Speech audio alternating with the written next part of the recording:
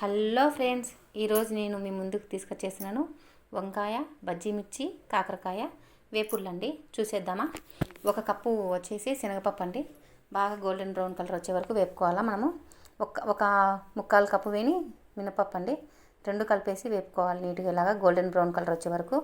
ఇప్పుడు ఒక table spoon వేని జీలకర్ర అండి. ఇదిగోండి. ఇప్పుడు మనం కారంకి సరిపడా ఎండుమిర్చి అండి.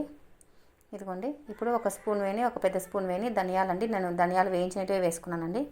వీటిని కొద్దిగా బాగా వేపేసుకొని మనం ఇప్పుడు ఒక 2 టేబుల్ స్పూన్ల వేని నువ్వులు వేసుకుందామండి. ఇదిగోండి. ఇలా వేపేసుకొని మనం పక్కన పెట్టేసుకోవాలండి. నీట్గా కంప్లీట్గా చల్లగా కావాలండి. ఇదిగోండి, వేగిపోయినాయి నీట్గా. బంద్ చేస్తున్నా, స్టవ్ మీద నుంచి తీసేస్తున్నాక మళ్ళీ ఇప్పుడు మనం కడాయి పెట్టేసుకుందామండి. కడాయి పెట్టేసుకొని కొద్దిగా ఆయిల్ వేస్తున్నానండి. నేను ఈ ప్రాసెస్కి అంతా వాడుతుండేది ఆవాల నూనె అండి. ఇప్పుడు ఇదిగోండి, వెల్లుల్లి వేస్తున్నాను. వెల్లుల్లి తర్వాత వచ్చేసి మనకి ఉల్లిపాయ అండి. ఇదిగోండి. ఎందుకంటే ఈ వేపుడులో కంపల్సరీ కావాల్సింది ఉల్లిపాయ, వెల్లుల్లి అండి. వీటిని నీట్గా కంప్లీట్గా బాగా మెత్తగా అయ్యే వరకు మగ్గబెట్టుకోవాలండి. ఇదిగోండి, ఇలాగ అయ్యే వరకు. ఇప్పుడు కొద్దిగా ఒక 2-3 రెమ్మలు వేని కరివేపాకు, ఒక గుప్పెడు వేని కొత్తిమీర బాగా కలిపేసుకోవాలండి. ఇలాగా ఇదండి.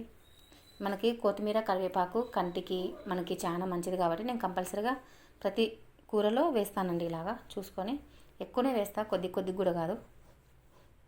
పిల్లలు తీసేస్తారు కాబట్టి వాళ్ళ హెల్త్ను కొద్దిగా గుర్తుపెట్టుకొని మనము వేసుకుంటూ ఉండాలండి. ప్రతి ఐటెం వేయాలి. ఇదండి. ఇదిగోండి, మనం చల్లగా చేసుకున్నాం కదా ఎండుమిర్చి, మినపప్పు, శనగపప్పు, జీలకర్ర అన్నీ కలిపి ధనియాలని ఇందులో సరిపడా ఉప్పు వేసేసుకొని నీట్గా కంప్లీట్గా మెత్తగా పొడిలాగా యాడ్ చేసుకోవాలండి. ఇలాగా ఇదిగోండి, ఇలాగ కంప్లీట్గా మెత్తగా పొడి చేసేసుకొని మనం ఉల్లిపాయలు పక్కన వేయించి పెట్టుకున్నాం కదండి, అవి కూడా వేసేసి మెత్తగా మిక్స్ చేసుకుంటే ఇలాగ అవుతుందండి. ఇదిగోండి, నేను ఇవి మా తోటలో వంకాయలేనండి. చూడండి, కేజీ వంకాయలండి. నీట్గా ఇలాగా క్లీన్ చేసేసుకొని కట్ చేసుకొని ఉప్పు నీళ్ళలో వేసుకొని ఇలాగా వంకాయలో పెట్టేసుకొని నీట్గా కంప్లీట్గా పక్కన పెట్టేసుకున్నానండి. కడాయి పెట్టేసుకున్న కొద్దిగా ఆయిల్ వేస్తున్నానండి. ఓన్లీ ఒక టీ స్పూన్ వేని. ఇదిగోండి, టీ స్పూన్ వేని ఆయిల్ వేసుకున్నాక వంకాయలు వేసేసి ఉప్పు, పసుపు కొద్దిగా లైట్గా పెయిన్ వేసేసి మూత మూసేస్తానండి. నేను మర్చిపోయినా, అందుకే వేస్తున్నానండి. మూత తీసి వేసి కలిపేసుకొని మనం మూత పెట్టేసుకొని ఇవి బాగా మగ్గే వరకు కలిపేసుకోవాలండి. మనకు ఒక 5 నిమిషాలు చాలండి. ఇవి తోటలోటి కాబట్టి తొందరగా మగ్గిపోతాయండి. నేను కొద్దిగా బజ్జీ మిర్చి ఉన్నాయి కదండి, వాటి లోపల కూడా పెట్టినాయండి. పిల్లలు వచ్చేసి అందరూ వంకాయ తినరు, కొద్దిగా బజ్జీ మిర్చి కూడా వేస్తే కారంగా బాగుంటాయి. కంప్లీట్గా అన్నీ మగ్గిపోతాయండి. వంకాయ వేసినాక ఒక 2-3 నిమిషాలకి మిరపకాయలు పెట్టుకొని వేసుకునే సరిపోతుంది. ఇప్పుడు మీకోసం చిన్న సర్ప్రైజ్ అండి. ఇదిగోండి, మా ఇంటి తోటలో ఉన్న తామర పువ్వు అండి.